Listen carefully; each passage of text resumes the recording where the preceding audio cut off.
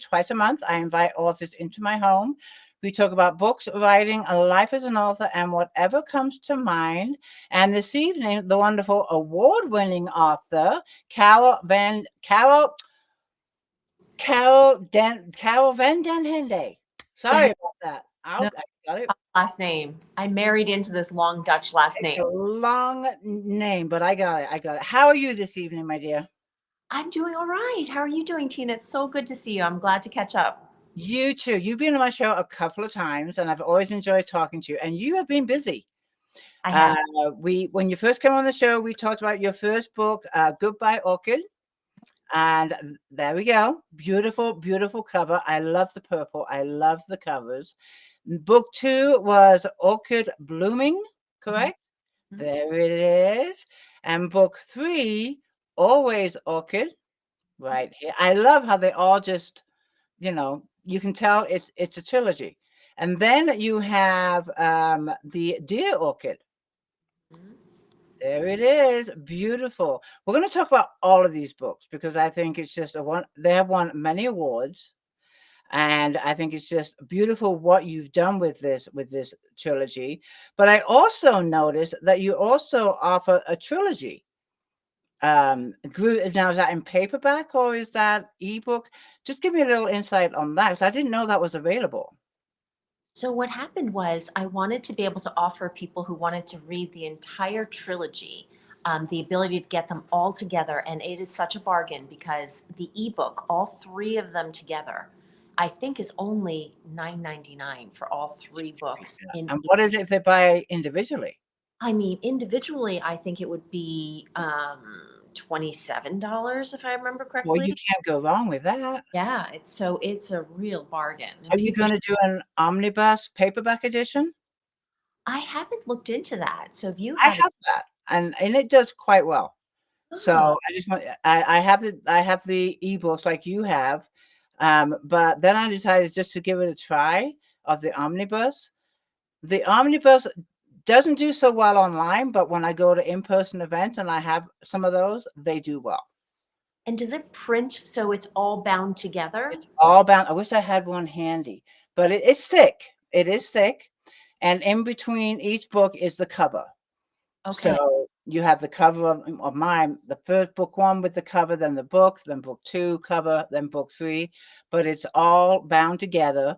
Um, and it in person they do quite well. Not I, so much online. I'm going to be flat out honest with you. Online, the ebooks do great, but not the paperback omnibus. But I maybe it's the way I'm marketing it. Who knows? I love in-person events, and I do have people who will just buy all three, and that's how they get. I don't put them together. They just buy the trilogy There because you go. the moment you finish with one, you want the next one. Yeah, I'm one of those readers that if I know it's a series, I either have to wait for the series to be completed before I start reading it, or I just get so anxious, waiting, waiting, waiting. I'm just have no patience. So I get you on that one. And if you have them all three at your events, they're going to pick them up. Yeah. Yeah. So let's get into your books. But before we get started, I do want us to say hello to a few people. I think you know many of our listeners that come in because they know you very well. They know you very well. But we have, let's see who we have here. We have Barbara Miller from Florida.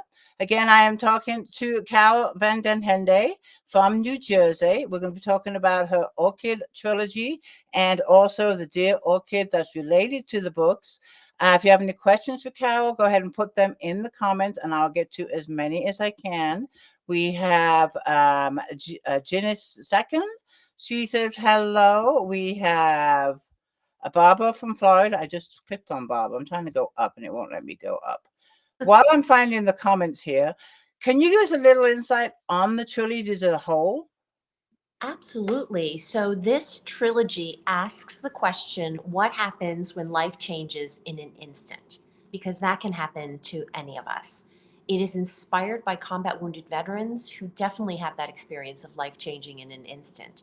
And what happens in the Goodbye Orchid trilogy is that main character, Phoenix Walker, the handsome, successful head of an ad agency, his life changes in an instant when he sees a guy about to jump in front of a moving train. He grabs him, saves his life, but he ends up on the tracks himself. And as a result, of course, his life will never be the same again. Worse, when he wakes in the hospital in shock over what's happened to himself, he thinks about the woman he loves, but he remembers that she is sensitive to images of trauma. So now, in order to protect her, he may need to leave her without explaining why. That's heavy. Which is why the series is called Goodbye Orchid, hashtag bring tissues. Yeah, that's heavy right there. I mean, I was getting like chills when you were describing it to me. It's like, oh my goodness. When you started this, number one, I wanna ask you what inspired it?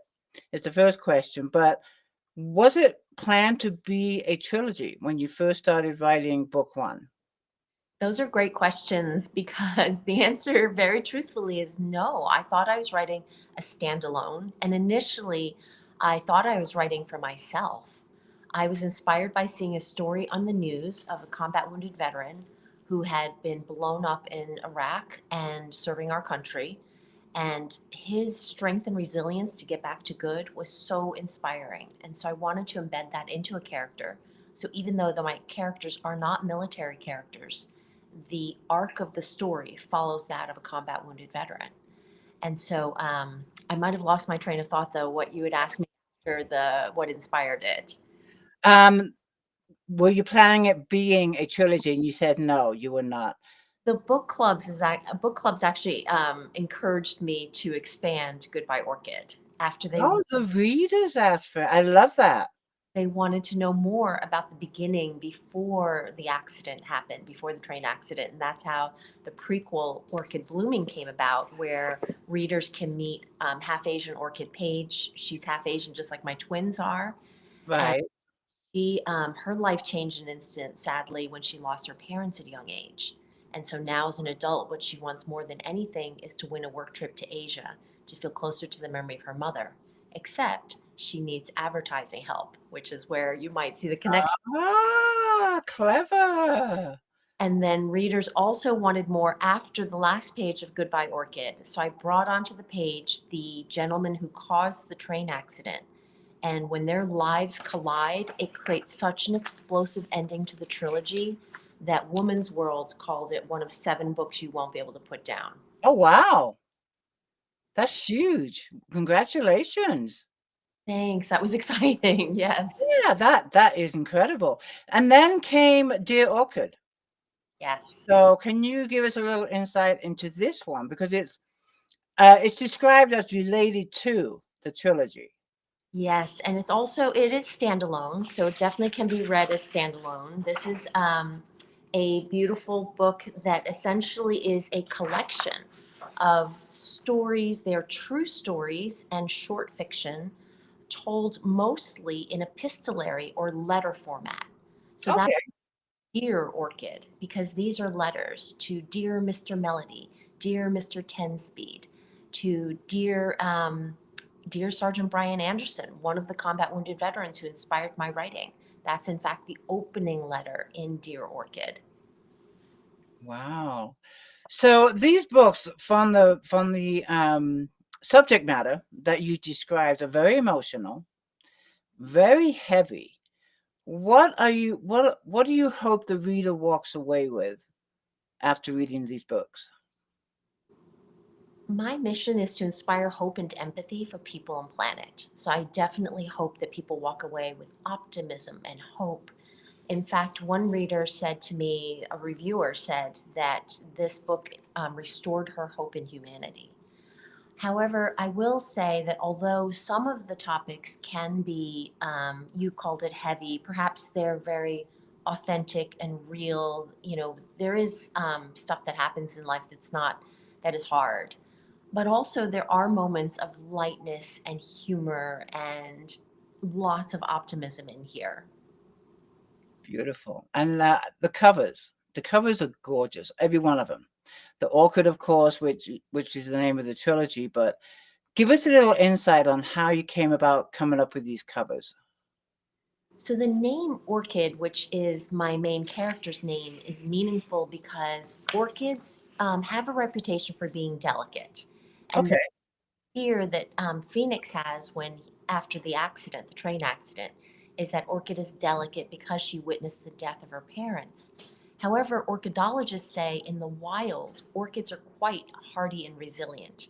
And that's the character of Orchid as well, that she's hardy and resilient. And so it was important for me that the orchids were represented on the cover, but they're all in motion. So these orchids are shattered to represent the physical and emotional shattering of the characters. Oh, that makes, and then on the bottom. Bottom right corner of each page, the orchids will appear to shatter the most, and they'll shatter the most at the darkest points of the story. Then Oh, they that's clever. for the emotionally satisfying ending. And Dear Orchid has even more than that because it has the colored sprayed edges. It's a full color interior with floral That's detail, beautiful. and it has full color photos inside as well. It is really beautiful. People have been buying these as gifts for themselves or for I others. would. I mean, that looked fabulous on the bookshelf. It's a collector's edition, pretty much. Yeah. That's gorgeous. And when it comes to sitting down and writing these books, are you a plotter? Are you a panster? Do your characters talk to you? Give us a little insight on how you begin to write your books. I would say more pantsing than plotting, although I do have clarity at the beginning of the story and then where it's going to go. It's the pieces in between, how the characters get there is not Right. clear. And I'm curious if you do as well, find that the characters do, start to have agency of their own. Once the motives and the conflict is clear, then they want to go places that I sometimes didn't imagine up front, which is why the plotting perhaps isn't really my method because it comes to me based on what's true for that character and what's consistent for how they've been thinking and what their wound is and what their misbelief is. And it comes about more organically than really plotting everything out in Yeah. advance. I'm exactly the same way. And I just talked about this last week. It might have been in a chat or something, but a lot of times when I'm writing, a character would do something that I really do not care for, but I don't try and change it because there's a reason why they're doing what they're doing, whether I agree with it or not. I'm telling their story. So I can't, change their story. And by the time I finish the draft, it all makes sense. I say, okay, now I know why you did that. Why didn't you tell me that in the first place? But I can't do that. They have to let me write the story. So I totally relate to that. And what I like about you writing a trilogy, you wrote a trilogy, I'm assuming that the characters go through each book. Am I correct? The main characters do, and then there's different side characters depending on the book. So what's really nice for the readers is that they really, really get to know these characters. They become a part of their everyday lives. When did you start this trilogy? It's been about a decade in the making. It came out, so Goodbye Orchid came out in 2020, Orchid Blooming in 2022, Always Orchid in 2023, and then Dear Orchid in 2025. So the publication, it's been 5 years since the first came out. But if I think back to the very early, when I first started writing for myself, not knowing that I was going to pursue the path to publication, I have to go back probably a decade. 10 years. So for 5 years of publication, your dedicated readers that absolutely love this series, and I know there's many, have really gotten to know these characters. And Mm, they have become a part of their life for 5 years. yeah. And that's what I love about reading and writing a trilogy, or not just a trilogy, a series. Because when I started one of my series, a 9-book series, it was for like 3 or 4 years I was writing this series, and then it was bittersweet when it ended. I'm like, "Aw, I'm gonna miss these guys." Yeah. Is there any more coming of this? Of the is this it? I think this is it, but I will say I can relate to that feeling you had at the end of the trilogy. I also missed, especially Phoenix and Orchid, my two main characters. And I have a little surprise for readers who haven't read Dear Orchid and do enjoy those characters and have read the Goodbye Orchid series. I mentioned there's a little bit of short fiction at the end after these true stories. And one of the short fiction pieces is an epilogue for the entire trilogy. Oh, nice. And I loved being able to revisit the characters. Now, talking of the characters, are these based on anyone you know, or are they pure fiction?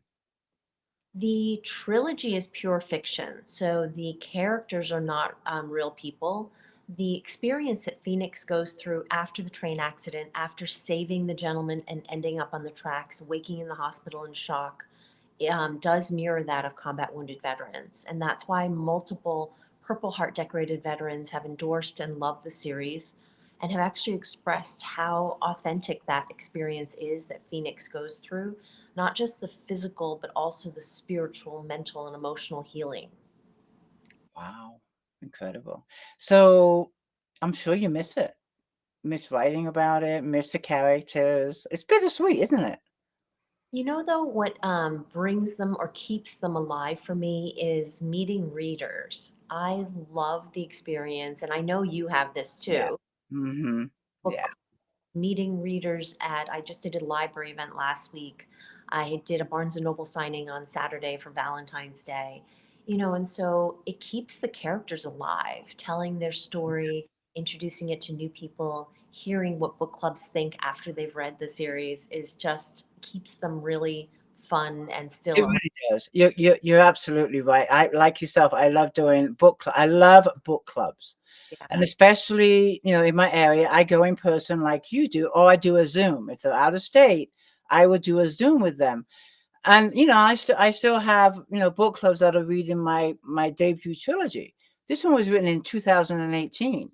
And it's based on my life, but I absolutely enjoy talking about it. Mhm. Because for me, it was absolutely wonderful therapy, number one. But just to go back to that book that started my whole author career, you're right. It keeps it alive when you do these in-person events. I 100% agree. I really do. How many books do you have now, Tina? 17. Since 2018? Yes. I started in 28. Reckless Beginnings was published in 2018, and now I have 17. And book 18, I'm hoping to have out in May. We'll That is see. really fast. That is a lot of work. And what jumped me through it was the Sabella series, the 9-book series, because number one, it was such an easy series to write for whatever reason. Most of my books are, 230 to 280 in pages. The Sabella series is more of a 150 to 220. Mhm. So it is a smaller books, but for whatever reason, it just flowed. It just flowed. So, and I wrote 2 books a year. Now I'm back to writing probably a book a year. So, I don't know, it was the Sabella series that just pushed me through writing those books. So, and it's And the hardest one to sell. I don't know why, but it is. because maybe people feel like it's a big commitment. Once they start, then they're committing to 9 It books. is. That's a good point. It is, and of course, you have to like the series, but yes, and I don't advertise all of the books. I focus on book 1. Mhm. Because for me, I mean, maybe because when I read a series, I have to start at book 1 and finish at book 9. I won't pick up book 5. I wanna know the whole story. Yeah. So for me, and it is a hard, plus it's romance. That market is saturated. It Mm. is saturated. But I could rant on all night about marketing here. We're not going there. We're not. Let's get back to your books. Your books. Your books. Okay, I'm gonna put this question up from Karen. She says, "What are you working on now since the trilogy has been completed?" Mm. Karen, I get this question a lot, and I'll just be honest and say that I have different ideas that are swimming around that I haven't landed on the one for probably a few reasons. One, I do have a busy life. I work full time for Mars Incorporated, so if you ever meet me in person, you'll likely get a little, Oh, such as these custom M&Ms that are in the colors of my covers with my author I photo. love that. Um, Custom M&Ms. Wow. Plus, I'm a mom of twins, and then so the writing, is not my full-time gig, which means I don't have, a huge amount of time on it. But also, the other thing I find is right now there's a lot going on in the world, and given my mission to inspire hope and optimism, I do think about what can literature add to that? What can my unique storytelling and my unique voice add to that? And so that's a bit of a heady question and not so simple to answer. And so I'm giving it thought because it is a big time commitment. It's a big time commitment for readers too, to ask a reader to get lost in your world. I want to produce something really special and unique, which I think each of the Orchid books does. And so I'm allowing myself to marinate on that a bit. So I don't have a Take a specific break. plot to tell you, Great. but Do I you I'm sorry, go ahead, go ahead. it. Do you think you'll stick with the same genre? I mean, what genre would you classify this trilogy? So the Goodbye Orchid trilogy is classified as either Orchid Blooming is women's fiction, and then Goodbye Orchid, Always Orchid are contemporary fiction with romantic elements. But Dear Orchid already spans into a new genre. It's a literary collection which is somewhat memoir. Some of these true stories are true stories from my life. They're also true stories about the combat wounded veterans that inspired my writing. And so it starts into nonfiction or narrative non. Okay. Yeah, Excellent. Okay, so you're gonna just let it simmer for a while and surprise us one day that you're gonna start writing a new book. I that's think right. we all need to take a break in between writing. Do you as I Except for when I did the Sabella series, it was back to back. mhm. But other than that, I did take say about a month off, especially when the first draft is done, because it's like I want it to just stew for a little bit before diving right in. And then when it goes to the editor, it's like, I can break, I can breathe, because it's hers now. It's not mine right now. But Yeah. I do enjoy taking a little break. I totally understand that. But I'm excited to see what you come up with. Oh, thanks. I appreciate it. I am. I will say the events are really busy. I'm still, because Dear Orchid just came out in November 11th on Veterans Day to honor the wounded veterans that inspired my writing. I've been still incredibly booked and busy with That's events. excellent. Like I said, do you do craft fairs too? Occasionally, I've seen I you. love those.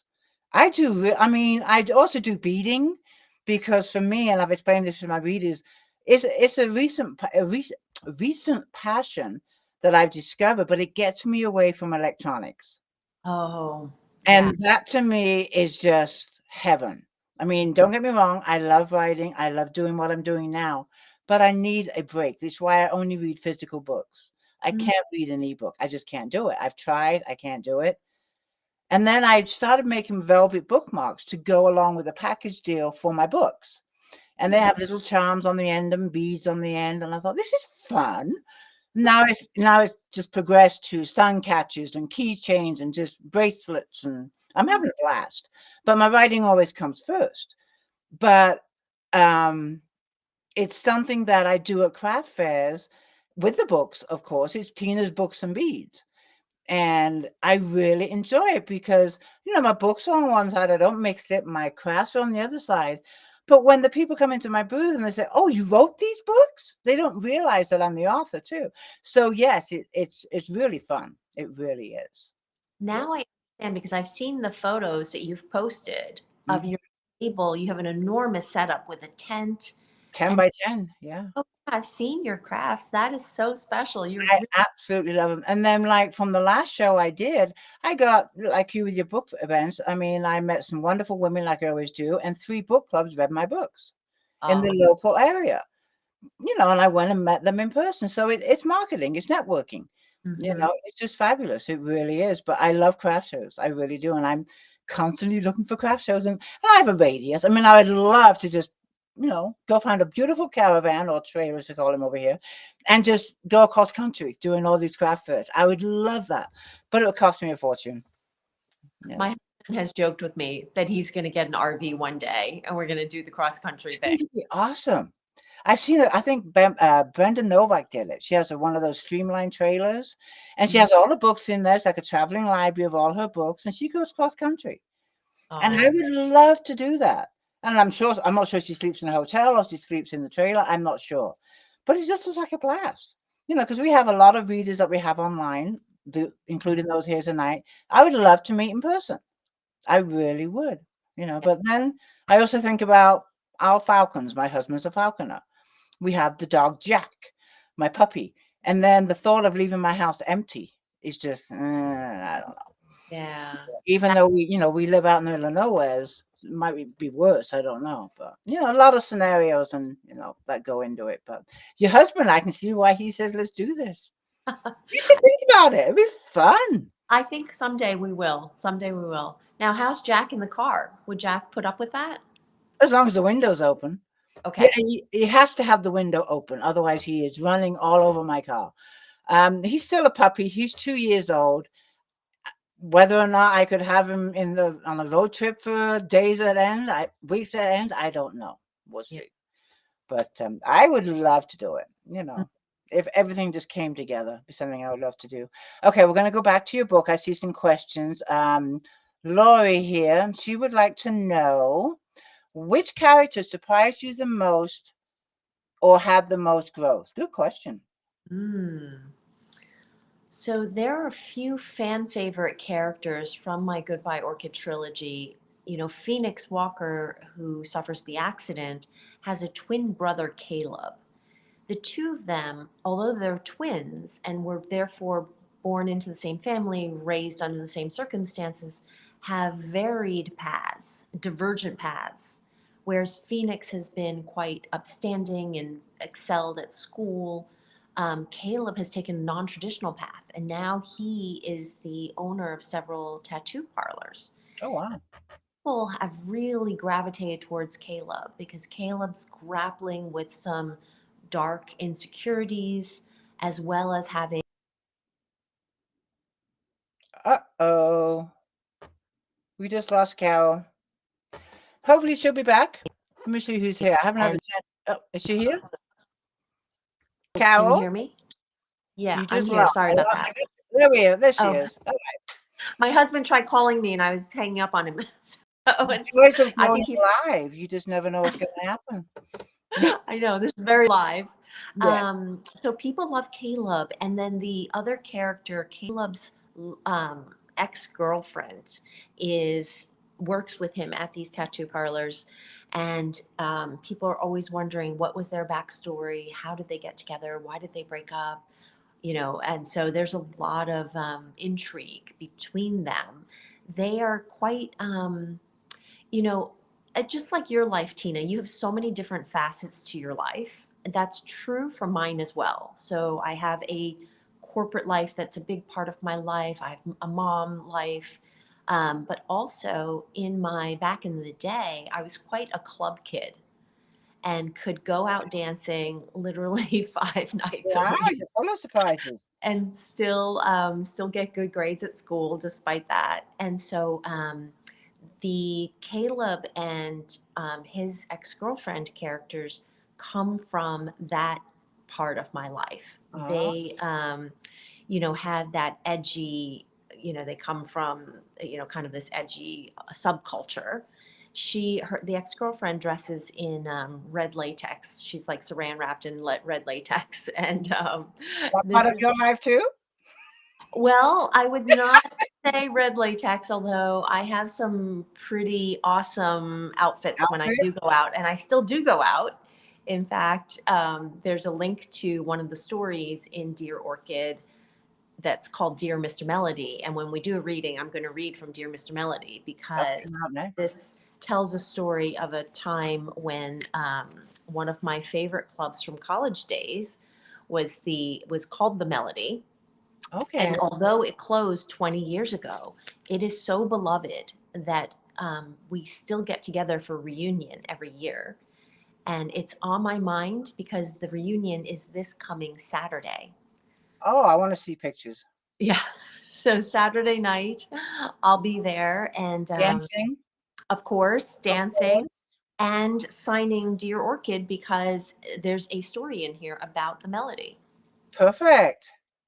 Oh, perfect. You'll be signing a lot of books, I bet. Talking of the reading, it's that time. Okay. Well, let Let me me get a find. seat and listen to you read to us. Absolutely. And so I figured because the Melody reunion is coming up, that we should hear from Dear Mr. Melody and Okay. give you a flavor there. Typically, I normally read from the opening of the book, which is the Dear Sergeant Brian Anderson story, the combat wounded veteran that inspired my writing. But this one is Dear Mr. Melody. Your hello emerges like a snarl. You approach me on the dance floor, panache oozing from every leopard print boot stomp, timed to the prodigy's growling vocals. I twirl in response and sway to the frenetic beat, one arm overhead painting an invisible Sistine Chapel. Pink and green neon lights pulsate over the trim fit of your mesh shirt, red vest, and tartan pants, all cinched with a metal studded belt and festooned with chains. Your sideways glance acknowledges me. You amp up your moves, a magical elixir of arm swirls, heel thumps, your whole being interpreting and augmenting the music that surrounds us. In real life, we would probably never cross paths. You'd be unlikely to guess my day job from my zippered black mini dress graced with bondage straps, finished off by combat boots pierced with silver O-rings. I try to imagine where you spend the hours of your life, with your hair spiked in the middle, earlobes stretched from years of heavy jewelry, exuding enough intensity that one glance could fell an ox.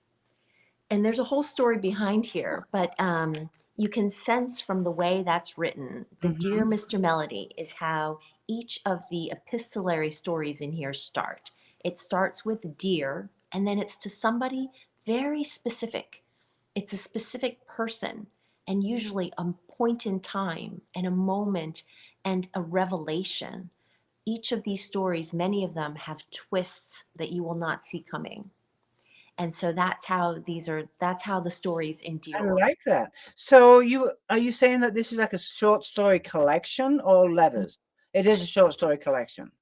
They're short stories told in epistolary or Okay. letter format. Okay, got it. Oh, I love that. Yeah. That's I like that. And thank you for the reading.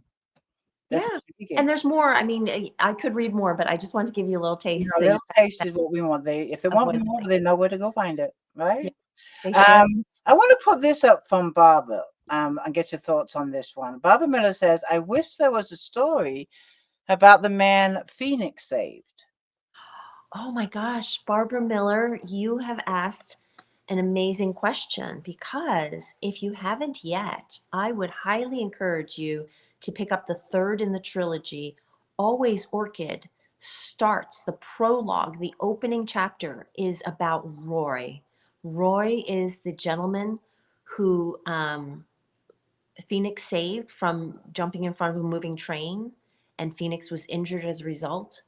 And you hear from Roy's point of view the amount of agony he goes through and the guilt he feels because of that accident. Oh, And because he doesn't know what happens to Phoenix, he thinks that Phoenix is killed by that train accident and is just mortified that he has caused harm to another human being in that way. It certainly wasn't his intention.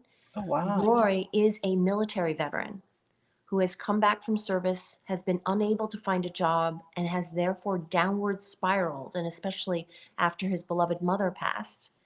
And now he is homeless. He's temporarily unhoused. And this is an issue that can face military veterans. Each of my Yeah. books deals with an issue that military veterans can face, like homelessness, like Mm. PTSD, like physical disability.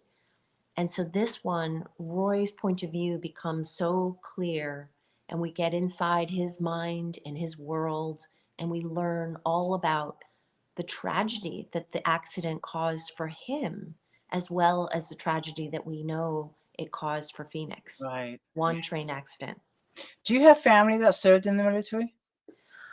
I do not, but I am very respectful of people who have Mhm. served, people who have family and friends who have served. I met a gentleman at Barnes and Noble this Saturday. I did a double header. I did two signings in a Oh row, wow. two different Barnes and Nobles. Wow. Second one, my very last customer was a gentleman who had served, and he showed me his tattoos. On one arm was tattooed the dog that he had lost, in the line of service. And the other arm was a buddy who he saw him be blown up and actually die, Oh my God. just a few feet away. And he says the PTSD he has from that is really hard to deal with. I can't imagine. I just can't. Yeah. So he was just so grateful that books like this exist in the world Hmm. to deepen empathy, to share that experience, to have more people understand what soldiers might go Do through. you visit the military with your books? Do you talk to them or reached out to them about your books? I have had different events where people who have served have been in the audience, but Mhm. it isn't that I'm actually at an event where everyone is. Oh, well, you know what? I have yes. Actually, the answer is yes. I've forgotten my own events. I thank you for asking. Mhm. There's an organization called Veterans Breakfast Club, and they get together via Zoom. It's a virtual event at least once a month. They've invited me back, I want to say 3 or 4 times now, to hear about each of the books and the connection to wounded veterans that the books have. That's that's awesome, that's perfect. And you're gonna go, right? Yes, I just went for Dear Orchid. I went this last November. Yes. Okay. Awesome, wonderful. Your family. I'm gonna put it up this question, from Gail. How old are your twins? My twins are 22. Yeah. Ooh. How about Do you, they Tina? How, huh? how you have kids, right, Tina? I have one kid, Mark. He is, well, 40. I now feel old. Oh He's no. 40 years old, and then I have 2 grandkids. One is 14 and the other is 11. Oh, my hubby's name is Mark. Oh, it is? Oh, Yeah. great name, a great name. Have your kids, your twins read your books or your husband, your family? So my husband has read one or two of them, and one twin has not read any, but the other twin has been so helpful. He actually is my final proofreader. He is the kind of Oh, that has great attention to detail. You know how there's so many steps in the editing process, and proofreading is one of the last ones. yeah. And so he has that eye that can catch the little inconsistencies, the little missing this or that. And so he's a great proofreader, and I have his name in the acknowledgments to thank him for doing that part for me. I love when families, support each other when it comes Mm. to our writing. My husband reads all of my books, but I won't let him have the book until it's printed. Oh, I just can't. I let it has to be picture perfect. Well, I hope to be picture perfect, when he gets it. So, but I love the support that your it's son, correct? Your son? yes, my son and my husband is very supportive. I dedicated Goodbye Orchid to him, my first book, my debut novel, because he is the one that keeps the house running. He does the dishes, the laundry, the grocery shopping, so that he can give me He's nice, space. He says, right? he explicitly wants to give me time to help me be the best person I can be. What a guy. And speaking of your writing, because you wear so many hats from your corporate career, you're the twins, being a mother. Um, no, wait, I'm sorry. Here it is. She wants to know, where do you find I thought it was time to write. Where do you find things to write? I'm going to ask also, where do you find the time to write when you're writing this trilogy? Yeah, time is not easy. I think it's prioritization is something you learn in corporate America, of course, because there's always more work to be done too at work than you have time. And so being ruthless about what is going to make an impact. And I think when I speak at writers' conferences on this topic about author brand, I ask people to think about why they write. Why do you do what you do beyond the obvious profit and functional purposes? Your inspiring why. And I think that guides me. The clarity of my mission helps me determine where to spend time and where not to spend time. So that when I am spending the time, it is focused, it's intentional, it's with a particular outcome that I'm striving for. And therefore, it's not wasted time because I know there's Right. not much excess time. Yeah, you have to fill in every minute. I mean, like you said, every minute is precious. When it came to writing this book, this was your debut. The trilogy Goodbye Orchid was your debut, correct? You had no other Mhm. books published prior to that? As you wrote more books, it got easier, I'm assuming. But if you think back to the beginning, what was the hardest part through all the stages of publishing a book? Mm. I mean, there is so much to learn, and this is why I do speak at writers' conferences and help teach writers because I think when writers come to writing, they come for the love of the written word. Mm-hmm. They don't always realize how much is required for them to be also business people, marketers, somebody who can run a profit and loss statement, a P&L. And all each of those is a different skill set.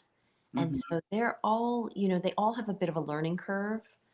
And I think the tough thing in the publishing industry is there's such a long tail of titles, meaning, if I think about it as a somebody who has marketed consumer packaged goods, we tend to think of our SKUs or stock keeping units. We have big SKUs that sell a lot. And then you don't want your tail to be too long within any particular category because it just splinters or fragments the sales among lots of smaller things. And the thing is, with publishing, because um, the advent of Amazon and other online forums that allow anyone to publish any book, it creates millions of titles per year. The long tail is so long in this particular industry or category that it is quite difficult to break through in the midst of all that wash of stuff. And it's hard for readers as well, because then how do you separate the quality from the not so quality, or what's going to resonate with you and what you love to read versus not? And that's why the marketing can feel so time consuming and difficult because you're essentially doing a matching exercise. Authors are trying to find their readers, readers are trying to find the authors that resonate with them. And it's not easy when there's literally millions of titles being added every year. It's crazy. I mean, I think about my father, who was also an author, and I get envious because to me he had it so easy. Sorry, Dad, but you did. I mean, his first book was published in 1979, but all he had to do was write. That was it. That's all. I mean, I'm sorry. It's hard to write a book. I don't mean to make it sound so easy, but that's it. He wrote his books, and the publishers took care of everything else. Yeah. There was no ebooks. There was no audio. There was no, all these formats of different books. There was no self-publishing. All the authors pretty much went through a publisher, and Mm. it's just so completely different. And now we have AI that will crack out a book in 5 minutes. Yeah. And it's just the market is just continually evolving. You get used to something, and then all of a sudden, boom, they change it on you. It's like Facebook ads. I'm not sure if you use Facebook ads. I do. But they have just gone haywire, where everything I knew last year doesn't work anymore. Mm. Completely different method, completely different scenario. And it's just constantly like that. You learn something, 6 months later, oh, that doesn't work anymore. You gotta learn this. Oh my Lord, I'm getting tired of this. You know. And some change is progress, which is good. And I actually, my day job is to govern the responsible or ethical use of AI. I think where the progress has been good is moves towards transparency. So, Mhm. for instance, if an author uses AI, I think it's appropriate for them. Has to be told. Yeah. I think it's good that Amazon's asking that question, and I do feel like authors should be upfront because I write my books myself. Brain Yeah, me too. Me too. to, into my laptop is how my books come out. So No, yeah. I agree with you 100%. I'm all for transparency, and yes, it should be acknowledged to the reader if it's written by AI. And I'm okay with like covers, punctuation, editing, but still get a human. Mm, Don't rely on AI to do all your editing. But if you're gonna write a book in AI, yeah, let it be known. Let it mm, be. It's a craft. It's a craft. yeah. And I could go on and on about my thoughts on AI, but we'll stop. Lori has a question for you. We're gonna get back on track. She would like to know when you're not writing, not working, not raising twins, which authors do you enjoy reading? Oh, I have a lot of authors. I think part of the lovely thing of being a writer is being able to read lots. Although now I read as a writer, not read as a reader. Yeah, Like, same way. I mean, I love, and tell me if you like any of these authors. Louise Erdrich, who writes about her Native American past. Margaret Atwood is beautiful. Atwood, I love Atwood. I have not read her in a while, but I have enjoyed her books. Yeah, she's a beautiful Canadian novelist. The most recent book I read was they posthumously published Harper Lee's short stories into a book called Ooh, End of Sweet Forever. And maybe because I've just have a short story and true story collection now, I think this format was really lovely. All these little snippets and this insight into her life. The I didn't realize, because she's so famous for writing about the Deep South and the race relations during that era in which she grew up. I didn't realize that she lived most of her adult life in New York City and was writing when she wrote To Kill a Mockingbird. She's living in the midst of this metropolis. I had no You know, idea. she's writing about the Deep South. It's just fascinating to learn that. So I read really widely, and what I'd say is, if anybody's curious about what I read, please do friend me and follow me on Goodreads. I tend to write a review for almost every book I read. A lot of times I write the review for myself because I want to remember the feeling that I had. I usually leave a book with a feeling and sometimes a learning, a message. Mhm. I love beautiful passages, beautiful writing, literary fiction. I read historical fiction, cozy mysteries, literary fiction, collections, all types of genres. So there's really a wide Wow, smattering. really. Is there a genre you won't read? Just no interest? I do not read horror. I don't really like very violent things. Yeah. And I also don't need very spicy stuff.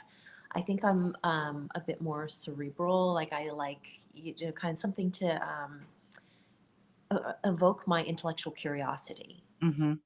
Can come in the form of climate fiction. I find climate fiction to be very important in this moment in time. Um, yeah, but you'll see. I actually would love for people, if you visit my Goodreads profile and you see what I read, what do you think? I feel like it is just a really wide variety of genres. I think that's the best way. I mean, there's certain ones I want. Horror is one I won't read. I don't wanna go to bed looking over my shoulder. I don't wanna have nightmares. I wanna enjoy my what I'm reading, so I'm with you with that one on horror stories. I wanna put this up from Carol. She's asking about a character in your book. She's asking, "The Caleb and girlfriend backstory would be an interesting story." Yeah. I had sketched out writing that at one point. I've been asked about that one more than any other side characters. And I did sketch out their backstory. And I think it's Carol Nouse, if I know, if I'm guessing the right Carol. Carol, if you haven't already, please do read Dear Orchid, because in the final story, the epilogue that ties together the entire Goodbye Orchid trilogy, that's at the end of Dear Orchid, you will see Caleb and Sasha again. And I think that will give some very lovely closure. Okay. And these books have won many awards. Yes, How many awards, I mean, the whole trilogy, how many awards has this trilogy won? it's been more than 40 literary design. Congratulations. Thank you. Yes, for women's fiction, for multicultural fiction, for contemporary fiction. I'm really proud of the Disability Awareness Awards. Those have meant a lot to Mm, me. Springboard Consulting named me Disability Hero of the Year for the work on the Goodbye Orchid trilogy. that's incredible. Congratulations. When you're not doing what you do, the CEO of writing, the twins, Lori wants to know what hobbies you have. I am a big dance enthusiast, so I go to the gym and I'll take any dance class. Oh, nice. Good hip hop, Zumba, I love it all.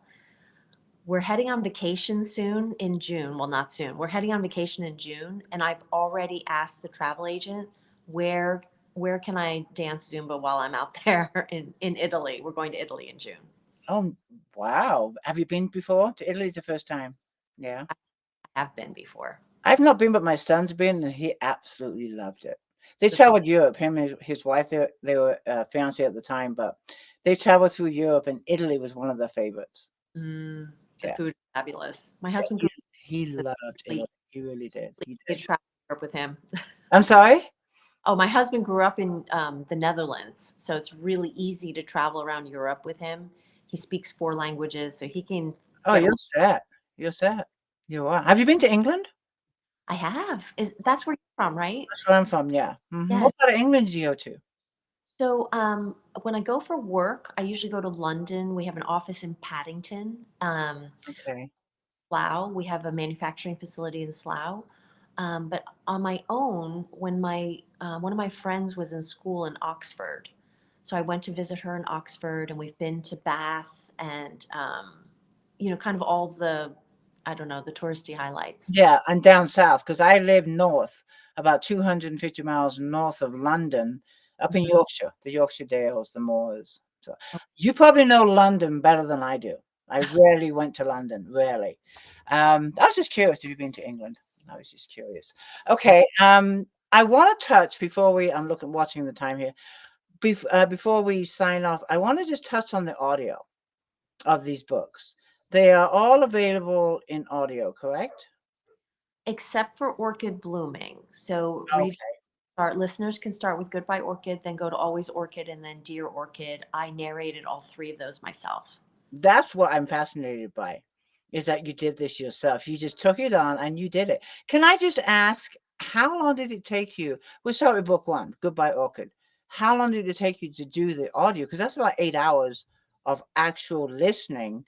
But when we look at what your time frame is, how long did it take you and how many hours were involved? I mean, at that point, because I was new to narration and was studying the craft of how do you tell a story with your voice, it was probably a 3-to-1 ratio, honestly. Probably 3 hours of recording time to get 1 hour of usable, Right. finished product. And because I wasn't recording all in one fell swoop, I was doing it in, a couple of hour chunks. It took multiple weeks and months, actually, probably a few months to, on the weekends when I had free time, to be able to fully record that. It was such an amazing learning experience, and I have so much respect for audiobook narrators. I There's can imagine. a lot to learn, in terms of the enunciation, the clarity, giving different characters different voices, and then keeping the consistency of that. Throughout the whole trilogy. And then, yes, and then after I studied other audiobook narrators and the techniques they use. There are things people do to warm up their vocal cords, to warm up their mouth. There's things that people do, like some narrators will only narrate at a certain time of day. They don't want it to be too early in the morning when their voice is froggy, and they don't want it to be too late in the day when their voice is tired. See, I wouldn't even think about that, but she's got a good point. And then also the equipment. You have to have insulated, you have to soundproof wherever you're doing this book, and then the microphones and yeah. Have you ever thought about doing it as a sidekick? I probably would enjoy it. Yeah. I would. I really love the process of narrating my books is such a joy. I get to revisit the characters. I am so immersed in that moment. When I'm reading the books, I am completely present and just in that very moment. You know how when you sometimes if you're doing something, your mind's wandering, you're thinking about something else? Don't have that when I'm narrating. You're full on in the book. Yes. And you have a beautiful voice too. Oh, thank you. I have heard people say that it's very pleasant to hear me narrating the book. I don't know if Bambi Rathman might be on, but Bambi said when Well, she sure. audiobook for Dear Orchid, she loved it because she felt like I was there with her reading the entire every story to her. Yeah, because you have a beautiful voice and you also talk slow. Because I've listened to some books and the narrator is talking too fast for me, for my listening speed, whatever you want to call it. You have the perfect tone, perfect pitch, and the perfect I say speed, for when you speak, you pronounce every word very clearly. Just in this conversation. Oh, thank you. You do, you do. Um, okay, I'm looking at the time. We're gonna have to wrap this up pretty quick. Before we leave, by the way, it's been a wonderful, wonderful chat, as always. But before we leave, one question that I like to ask authors is, a writer that wants to become a published author, what one piece of advice would you give them? So we already talked about the clarity of the why.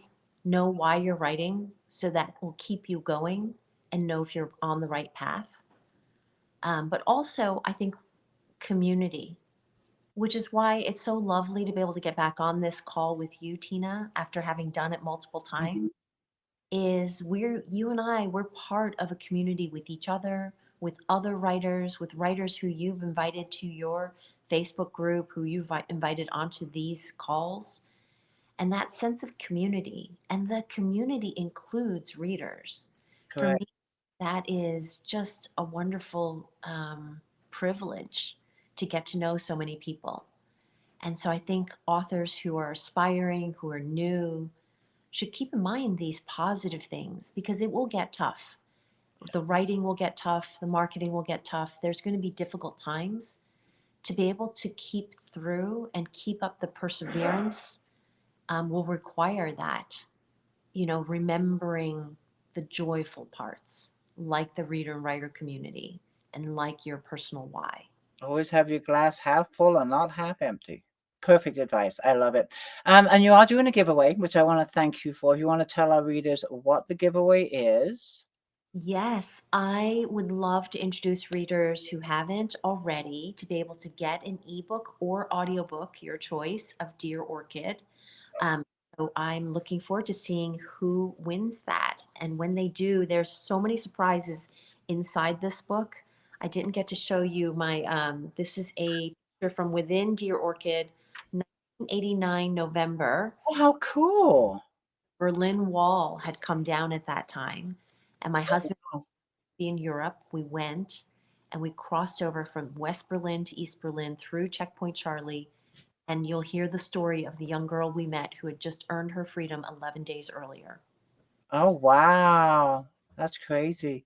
Carol, this has been a wonderful chat as always. I am doing a giveaway also, which is the $5 Amazon gift card. Readers, all you need to do is share this video from my author page to your favorite groups, your personal page, Instagram, wherever you want to share it. But do tag me so I know that you shared it, and you'll be in the drawing for the $5 Amazon gift card. Thank you so much, Carol. Before we leave, real quick, let readers know where they can find your book. Everyone should either go to militaryfamilybooks.com, where that supports military families when you purchase books from there, or you can go directly to my website, carolvandenhende.com, and you'll see the link to be able to get the books. Please do follow me and sign up for my newsletter so we can stay in touch. Thanks so much. Thank you so much, everybody, and good night. And I will announce the winner in a couple of hours, and I will mail you the winner.